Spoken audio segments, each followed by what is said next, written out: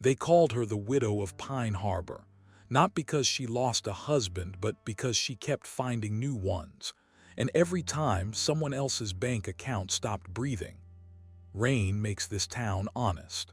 It washes away the perfume, leaves the rot where you can see it. Pine Harbor sits on the edge of the Atlantic like it's waiting for something to drag it under a quiet, polite, and built on secrets that never drown. Henry Sloane was the kind of man who believed numbers made people predictable. But when I found him face down in his study, even the numbers looked afraid. No signs of struggle, just a ledger open on the desk, pens still wet, and a half-burned cigarette in the tray. The smoke had gone cold hours ago. The book wasn't standard accounting. It was personal. Thick pages, stitched leather, names written in tidy, confident script. Each name matched someone the town had already buried. And next to every name, a dollar figure and a date. Every date matched the day of their death. The deeper I read, the colder the room felt. 32 names, 32 payouts, all insured, all claimed, all marked paid in full. But the last page stopped me. Tomorrow's date. One name, Ellen Marlowe, the widow. Everyone in town knew her soft voice, white coats, eyes that never blinked long enough to look sorry. She'd outlived 2 husbands, a fiancé, and a business partner. People called it bad luck. I called it pattern recognition. The phone rang while I was still in Sloane's office. Unlisted number, static on the line. A woman's voice, calm, measured. "You shouldn't read what you don't understand, detective." Then a click. No name, no trace, but she said detective, and I hadn't been one officially in 3 years. Outside, the storm leaned against the windows.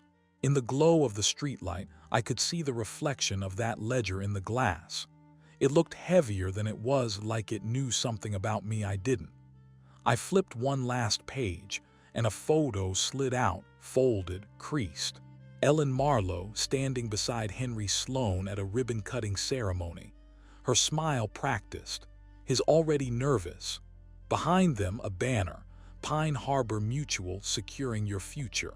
The same name stamped on every insurance form I'd ever filed in this county. That's when I knew Henry hadn't died of fear. He died because he stopped balancing someone else's book. I closed the ledger, slipped the photo into my coat, and looked out at the town that pretends it sleeps. Somewhere behind those wet lights and locked doors, a woman was waiting to collect again. And I was about to find out what happens when a debt collector runs out of other people to pay. The first time I saw Ellen Marlowe, she was standing under a street lamp outside St. James' Funeral Home, white coat, white umbrella, white lie. The storm had turned to drizzle, the kind that makes neon bleed and people whisper. She watched the hearse pull away like she was checking her calendar. "Detective Pierce," she said before I could speak. "I'm not a detective anymore," I replied. "Then why are you still investigating?" Her smile didn't move her eyes. Ellen had a way of talking that sounded rehearsed, like every word had been tested for weight and shine before leaving her mouth. Her perfume cut through the rain, expensive, old-fashioned, something that smelled like memory and smoke. "I heard about Henry," she said. "Terrible loss. He managed my husband's policy." "Both of them?" I asked. She didn't flinch. "I suppose you've been reading his files." "Ledger, actually. It had your name on the last page." "Then you know what comes next," she said softly and stepped closer. "Someone else always does." For a second I thought she meant me. She left before I could ask more, her heels slicing through puddles like punctuation. I watched her get into a black Lincoln, tinted windows, state plates, and a driver who didn't look at her once. The kind of detail you only notice when you've been followed before. At Sloane's office later that night, the book was gone. Desk drawers clean, ashtray empty, window cracked open from the inside. Whoever took it knew exactly where it was and what it meant. But they missed something. A single torn corner of the ledger stuck behind the radiator, edges burned. 3 letters in neat ink, PHM. Pine Harbor Mutual, the same company she'd smiled under that banner for. I drove to their main building. Lights off. Only one car in the lot, the Lincoln. Through the glass, I saw her silhouette in the boardroom, talking. Not alone. A man stood across from her, heavy build, suit like authority, posture like ownership. Their reflection rippled in the rain on the glass. She handed him something looked like paper. He shook his head. She leaned closer. Whatever she said froze him. Then she looked up, right at me. Through the glass, through the dark, through my own bad judgment, and she smiled. When I blinked, she was gone. The man too. The door to the building locked. Inside, a faint hum, printer, copier, or something pretending to be both. I stood there long enough for the rain to soak through my coat and the fear to dry underneath. Whatever was in that ledger wasn't just fraud. It was a list, a schedule. And tomorrow, I was starting to believe I might be on it. The phone rang at 3:17 a.m. I woke fast, the kind of fast that comes from guilt, not rest. The city outside was half asleep, half watching.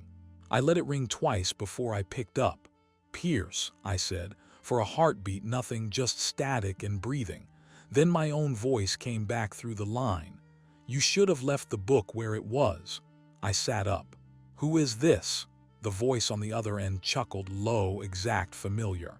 It wasn't an imitation, it was me. The cadence, the pause between words, the tired edge that only people who have buried friends recognize. Then, "You were right about Ellen, you just don't know what she's paying for." Click. Silence. Not the empty kind, the kind that means you're being listened to. I checked the call log. Unknown number, no trace. But the echo in my apartment was wrong, like the line hadn't hung up all the way. I pulled the plug from the wall. The hum didn't stop. Outside, Pine Harbor slept under a storm that refused to leave. Streetlights swayed in the wind like slow metronomes. I poured coffee I didn't need and watched condensation crawl down the window pane like the city was sweating secrets. At dawn, I drove to the docks. That's where Ellen's late husband had fallen. Maritime reports said heart attack. I say saltwater doesn't lie. I found his boat still moored, covered, untouched, padlock rusted but unbroken. Inside, dust, mildew, and a faint smell of varnish and money. Under the navigation console, taped in plastic, a small flash drive. Label, PHM Archive. The kind of label a man writes when he doesn't trust the company he works for. Back at my office, I plugged it in. Files bloomed across the screen like open wounds, insurance forms, death certificates, payment receipts. All signed, all sealed, all approved by Pine Harbor Mutual. Every payout traced back to a single approval code. E.M. Ellen Marlowe, except one. Henry Sloane's file, his was unsigned, and attached to it a scanned memo, subject aware of discrepancies, meeting requested, denied. The timestamp, 2 hours before his death. I leaned back and let the realization find me. Ellen wasn't cleaning up after Henry. She was cleaning up after herself. The printer by my desk flickered. I hadn't touched it. The tray began to feed paper, blank, one after another.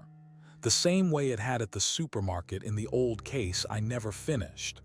On the bottom margin of the first sheet, 3 words handwritten. "You're next, Nathan." That's when I heard it, a creak on the floorboards outside my door. Slow, careful, confident. I reached for the drawer where I kept the revolver I never wanted to need. But before I could open it, a shadow passed under the door, and a note slid through. It wasn't typed. It wasn't folded. Just a torn scrap from that same ledger, wet at the edges, bleeding ink. My name again, Pierce, Nathan, and beside it a number. I didn't recognize it at first.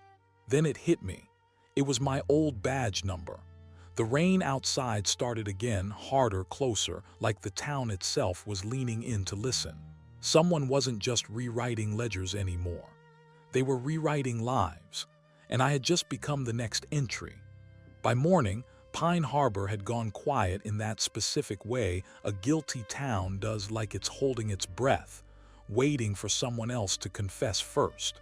The streets glistened, washed clean by the storm, but the air still tasted like copper. I'd stopped trusting clean things long ago. I spent the first hour tracing the number written beside my name in the ledger scrap.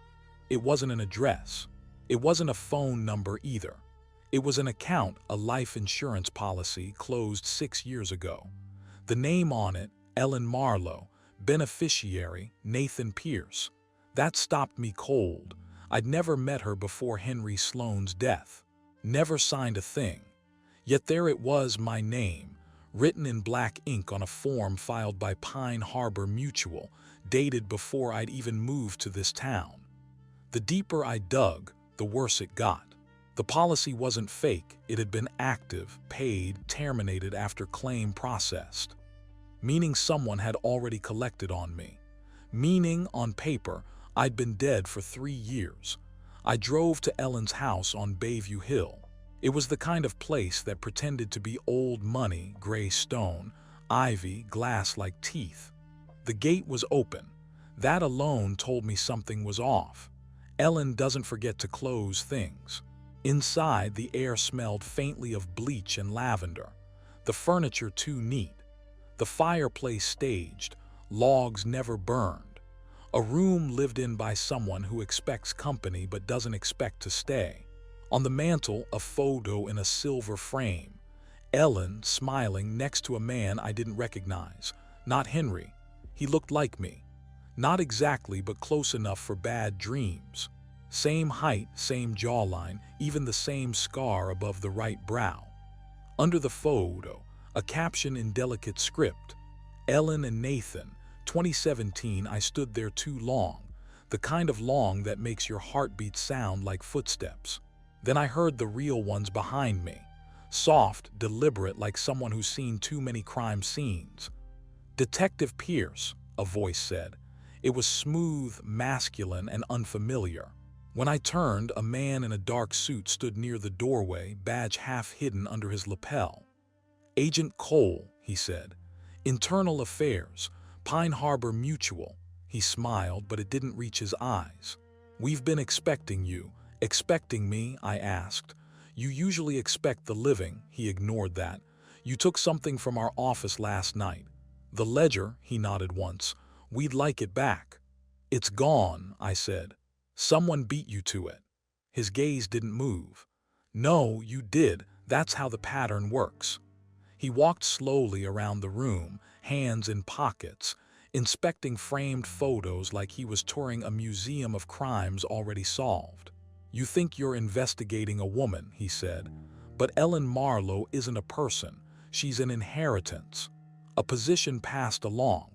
Each one takes the name, the house, the history, and each one needs a ledger to keep it running. Running what? I asked. Continuity, he said. Every life insured by Pine Harbor Mutual, every claim processed, every name written and erased, it all stays balanced as long as the widow keeps the math perfect. He looked at me then, really looked. You were one of the auditors before your memory was cleared. I laughed, short and wrong. You're out of your mind. He smiled faintly. That's what you said last time too. He turned toward the stairs. You should go before she gets back. Ellen? I asked. He paused halfway up. No, he said quietly. You. I followed anyway. Upstairs, the air grew colder, heavier, as if the house itself wanted to hold its secrets in. At the end of the hall, a door painted white, cleaner than the rest. A faint hum behind it. Cole opened it without knocking. Inside, a small room, bare except for a desk, a chair, and a single flickering monitor. On the screen, video feeds, dozens of them.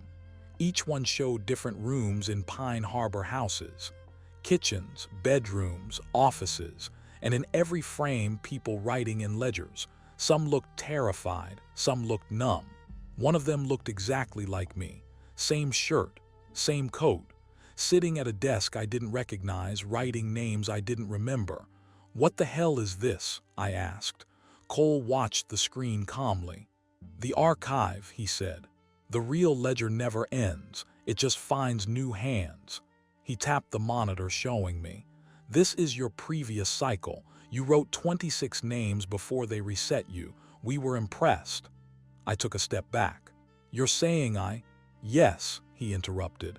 "You processed deaths that hadn't happened yet. That's how the widow collects preemptive claims. Insurance on futures no one was meant to survive." The screen flickered. My recorded self looked up straight at the camera and smiled. I turned to Cole. "You're part of this." He nodded once. "We all are." Before I could move, he pressed something into my hand, a small brass key. "Locker 312, he said. "Train station. Everything you'll need to remember." Then he walked past me, calm, deliberate, like a man walking into a fire he already knew the temperature of. Downstairs, the front door creaked. Footsteps again, lighter this time. Ellen's voice, soft and precise. "Nathan." I slipped into the back hallway as her shadow crossed the foyer. She was wearing the same white coat as the night before, hair pinned, posture perfect, like grief that had practiced. She stopped by the mantel, tilted her head and looked at the photo. Then she whispered something I barely heard. "You came back too soon." I didn't wait to hear the rest. The back door opened without protest. The rain started again, patient and familiar. By the time I reached the car, I couldn't shake one thought. Maybe the ledger doesn't just track the dead. Maybe it writes them back when it needs to. Locker 312 sat beneath the old Pine Harbor train station, a terminal so empty it echoed like a confession. The overhead lights buzzed, flickering the color of old mercury. Somewhere above, a train moaned past without stopping. No one looked down here anymore. That made it perfect. The brass key fit smooth, like it had been turned 100 times before. Inside, a folder, a cassette tape, and an envelope sealed in wax with the Pine Harbor Mutual crest, the kind of relics that belong to another century or another life. I took them to the waiting area, benches empty, vending machines unplugged, the air heavy with dust and the faint sweet rot of forgotten coffee grounds. When I opened the folder, the world got smaller. It held documents stamped "restricted internal processing." My photo on the first page, dated 2016. Name, Nathan Pierce. Occupation, Auditor Claims Division. Status, deceased. Below that, a cause, auto accident, Route 4 ADOD 10/12/17. But I was sitting right there reading it. There were incident photos too, blurred, wet, unkind. A mangled sedan. A fire that shouldn't have gone out as quickly as it did. In one shot, my ID badge lay half-burned in the mud, face melted into something between recognition and denial. The envelope came next. Inside, a handwritten letter. "Nathan, if you're reading this, then the reset failed. You weren't supposed to remember. You were the first auditor who asked why Pine Harbor insures the dead before they die. The answer cost you your name. The widow offered a way back. You took it. You always do." Her handwriting was clean, steady, almost kind. The cassette player looked ancient, gray plastic, record worn to a smudge. I pressed play, a hiss. Then a voice. Mine, test log, cycle 12. Subject, Pierce Nathan, status, reinstated, baseline memory erased, residual guilt present, instruction, observe, report, recompile ledgers, side effect, empathy, unstable. A pause, breathing. Then lower. "If you hear this, you're not supposed to exist." The tape clicked off. I sat there until the hum of the fluorescence became a kind of heartbeat. Then I heard a sound that didn't belong, footsteps on the platform above. Slow, measured. I pocketed the tape and folder, grabbed the envelope, and slipped into the maintenance corridor. It smelled of wet concrete and dust. The kind of smell that makes you feel like time is rusting around you. Halfway down, I passed a cracked mirror bolted to the wall, a maintenance check. My reflection lagged by half a second. I blinked. It didn't. I turned and smashed it with my elbow. The sound echoed through the corridor like a gunshot. When the shards hit the floor, I saw something under them, printed paper, wedged behind the metal frame. I pulled it free. It was a memo. Internal Directive 44C, cycle continuity compromised. Auditor number 14 exhibiting recall. Recommend neutralization or resynchronization. Notify the widow. At the bottom, a signature, not Ellen's. Agent Cole. I drove straight to the motel. Neutral ground, bad lighting, cash only. Laid everything out on the bed, files, letter, tape. The walls were thin. The hum of the vending machine outside kept rhythm with my pulse. If what Cole said was true, if the widow wasn't a person but a system, then every death in Pine Harbor was part of an equation. A balance sheet of souls and signatures, and I'd been the accountant. I checked the folder again, page after page of accidents I had supposedly processed. Drownings, falls, overdoses, fires. All signed EM and NP. Each name had one thing in common, a date in the future. Every one of them still alive when the claim was filed, including the next entry at the bottom. Claimant, Pierce Nathan, status, pending. That's when the phone rang. The motel phone, black, wired, dusty. I stared at it for a long time before answering. Pierce, I said, Ellen's voice, calm, melodic, near. You've gone too far again. Again, I said. How many times have I died for you? She sighed softly, like a teacher correcting a stubborn student. It isn't dying if you're useful. Then what am I? You're the one who checks the numbers, she said. But you never liked your totals. Why me? I asked. Because you were the first to notice they didn't add up, she said, and the only one who still cares. Where are you? I demanded. We end this tonight. She hesitated just long enough for the lie to bloom. Home, she said. The line clicked dead. But I heard it before it cut, the faint sound of the train horn outside. Not near Bayview Hill, near here, the station. I looked back at the locker room through the window. The flicker of movement under the sodium lights. A woman's silhouette. White coat. Umbrella closed, standing perfectly still. I killed the lights in the room and waited. A minute later, the vending machine outside stopped humming. The power died. The silence felt like pressure. Then a knock on the door, 3 times, even rhythm. The way auditors used to knock when delivering bad news. I didn't answer. Instead, I reached for the cassette player again, rewound it. At the end of the tape, faint, almost erased, another voice whispered over the static. Female. Cycle 13 begins at dawn. Then a sound like paper tearing, and silence. The lights came back. The hallway was empty, but on the door, taped with neat precision, a new scrap of the ledger. It read, "Ledger received, cycle continues." And under that, a signature I didn't recognize. Not Ellen, not Cole. Just one word. Widow. The next morning, Pine Harbor didn't wake up, it rebooted. No birds, no trucks, no chatter of early commuters. Just a soft electrical hum in the air, like a refrigerator door left open somewhere under the earth. I stepped outside the motel. The asphalt was too clean. The puddles from last night's storm were gone, but the smell of rain still clung to everything like someone had sprayed it there. A manufactured freshness. The town looked the same. It just didn't feel occupied. I drove downtown. Main Street was lined with cars, but none of them had plates. The traffic light blinked red forever, no cross-traffic to justify it. And every storefront, the diner, the post office, the florist, had lights on but no movement inside. On a hunch, I stopped in front of my office. The glass still bore my name, Nathan Pierce, Investigations. Only this time the lettering was new, fresh paint. Inside, everything was as I left it, the papers on the desk, the empty cup, the smell of burnt toner, and the printer. It hummed again. I walked closer.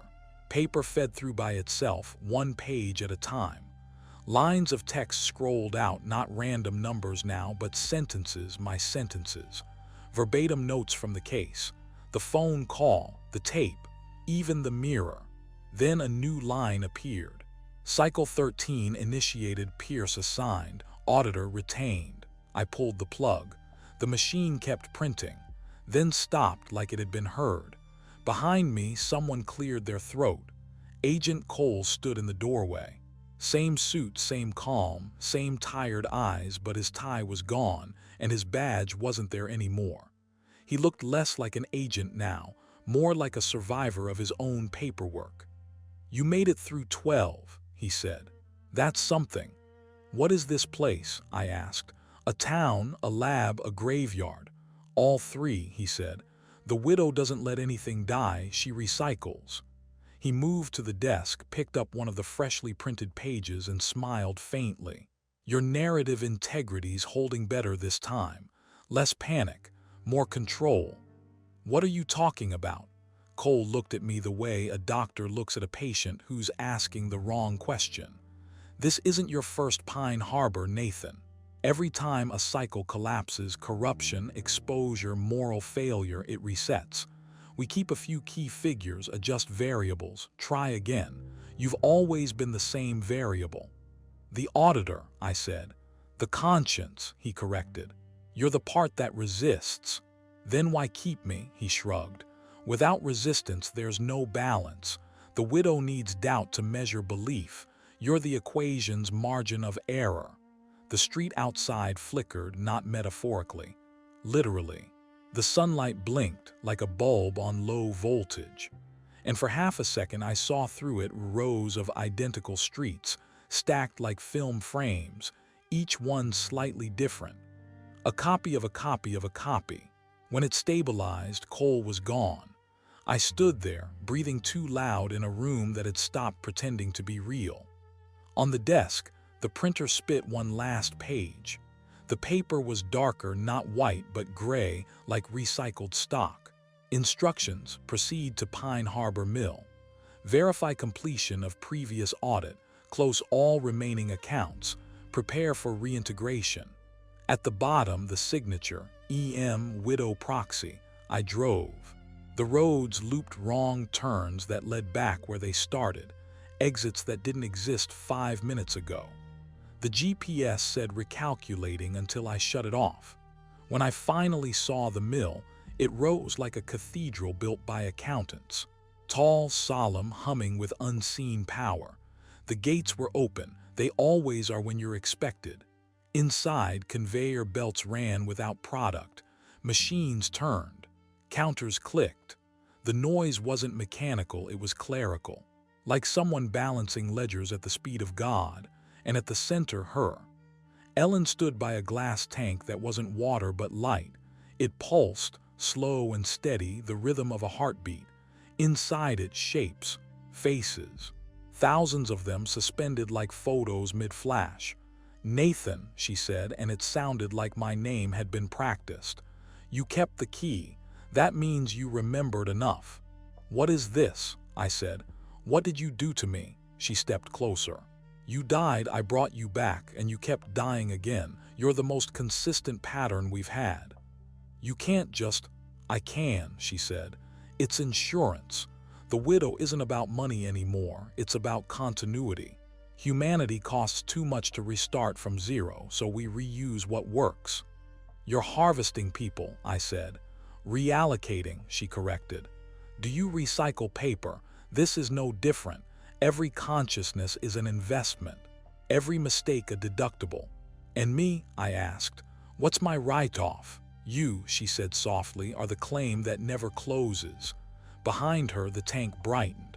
One of the faces turned toward me, mine, younger, cleaner. The version from before I started drinking coffee black and sleeping with a gun near my hand. It smiled, then spoke, muffled through the glass. "You're late again." The tank cracked, not from pressure, but from disagreement. Light bled out in thin veins. The machine stuttered. Ellen turned sharply, alarmed. "You weren't supposed to destabilize yet," she hissed. I stepped back. "Maybe your math finally broke." The lights dimmed. A voice rolled through the room, low, feminine, and everywhere at once.